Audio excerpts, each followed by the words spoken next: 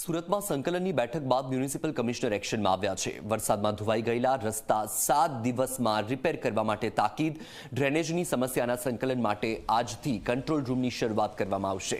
Road અને ગેરકાયદે બાંધકામ મુદ્દે કમિશનર અંતે એક્શનમાં આવ્યા। મહત્વનું છે કે ગઈકાલે સંકલનની બેઠક મળી હતી, જેમાં મહાનગરપાલિકાના અધિકારીઓ, પદાધિકારીઓ, શાસકો, ધારાસભ્યોની બેઠક મળી હતી। ત્યારે ધારાસભ્યોએ અધિકારીઓની મનમાની વિશે ફરિયાદ કરી હતી, જે બાદ તંત્ર એક્શનમાં આવ્યું।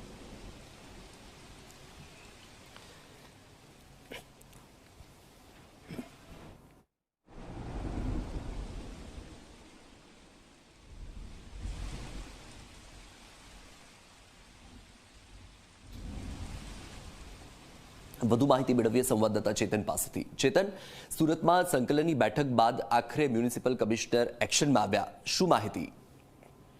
જી બિલકુલ થી સુરતના પ્રભારી કનુભાઈ દેસાઈ ની અધ્યક્ષતામાં એક મહત્વની બેઠકનું આયોજન હાથ ધરવામાં આવ્યું હતું, જેમાં મ્યુનિસિપલ કમિશનર, પોલીસ કમિશનર, તમામ ધારાસભ્યો, મંત્રીઓ અને એમપી આ બેઠકમાં હાજર રહ્યા હતા। સૌથી મહત્વની વાત છે કે સંકલન બેઠકમાં ક્યાંક ને ક્યાંક તમામ જે ધારાસભ્યો છે તેમના દ્વારા રોડ રસ્તા, ડ્રેનેજ અને ખાસ કરીને જે ઝોન ઓફિસમાં ભ્રષ્ટાચારીઓ જે અધિકારીઓ છે તેમને લઈને ફરિયાદો ઉભી થઈ હતી। ત્યારબાદ સુરત મહાનગરપાલિકાના જે મ્યુનિસિપલ કમિશનર છે તે હવે એક્શન મોડમાં આવી ગયા તેવું લાગી રહ્યું છે। તમામ ઝોનના જે અધિકારીઓ છે તેમને આદેશ આપી દેવામાં આવ્યો છે કે એક સપ્તાહની અંદર તમામ જે રોડ રસ્તા અને ડ્રેનેજના જે પ્રશ્નો છે તેનું નિરાકરણ લાવવામાં આવે।